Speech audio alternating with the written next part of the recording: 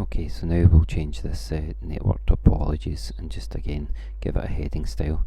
We'll go for heading 3. I'll need to scroll down a wee shade here, and we'll just highlight this text into paragraph again, and we'll just give it 6 point before and say OK. That just gives us a nice wee bit of spacing. Okay, now what we've got here at this bit where it says bus topology is another heading. So again, heading 3, and we can see that we've got some spacing here. It's gone blue, the same as the other heading, but no spacing after it. We'll press return and we'll get a paragraph tag in there that you can see.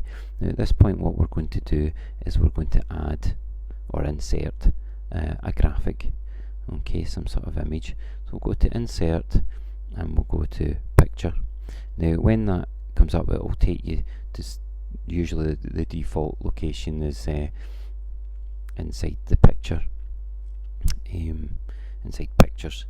You can see there. Now your file that we will use in the demonstration, it'll be stored somewhere else, probably in some sort of folder. So again, we can navigate through the folder structure to get there. So I'm just going to do that just now. Again, your folder structure will be slightly different, so it's just a case of traversing through till you find the folder that you want. Mine happens to be inside images, and we want this image here, bus. Okay, and we say insert. Now that's inserted the image straight underneath the title.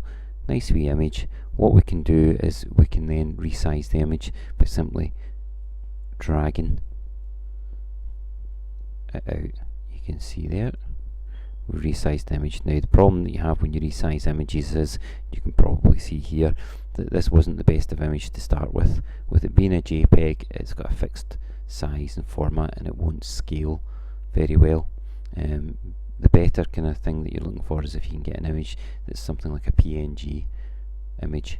That's a better image for scaling, but again, you can investigate that yourself. So we've managed to resize it. You'll notice also that the picture tools formatting area has opened up above here, and this allows us to apply some effects to it. So again, if we just go over some of these picture styles, you'll see that as we go over them, the image changes. Now until you click them, then it won't actually stay that way. Okay, and again, if you hit this down arrow, you'll see that there's a lot more of them. So we can do things like that, and it's quite you can add things like that. So again, you could play about with these and see what it is that you want to do with it. So I actually quite fancy that one. That one looks quite nice, but is it appropriate for the document we're creating? Probably not, because we're trying to create basically a document that's for an academic submission.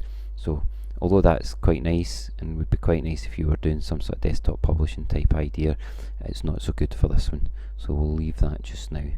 Okay, and that's it back to its original. So what I'd like to draw your attention to now is over here where we've got position. Position allows us to set the position of the picture in relation to some text, and you can see within this area here that again, as we go over it, you can see the position of the picture actually changes relative to the text. Okay, relative to the text. Now again, I'm not going to change it in this instance, but again, it's something that you could play about with. It's something that's quite interesting. The other thing that you can have a look at is how the text is wrapped round the image. Again, you can use this to set out your document, and again, if there's time, we'll maybe come back and do something on that. Okay, but that gives you an idea of what's available. Okay,